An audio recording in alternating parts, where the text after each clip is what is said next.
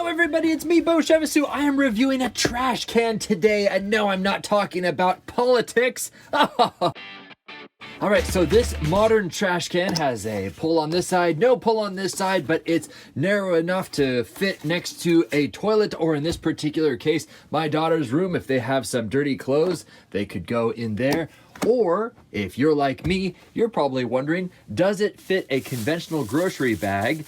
And let's see, we're gonna throw that in there, and we're gonna pop that on that side and hook that on that side. And look, the waste paper basket does, in fact, work with a conventional grocery bag if you wanted to use it for something like that. Then if you have trash, you throw it in there, and when you're all done, you hook it, and away you go. Oh, how cool is that? So yeah, it's a somewhat floppy, but still stiff enough to stay upright. And that is it. I'm gonna leave this wonderfully, delightfully modern waste paper basket / trash can in the description below. I hope this helps.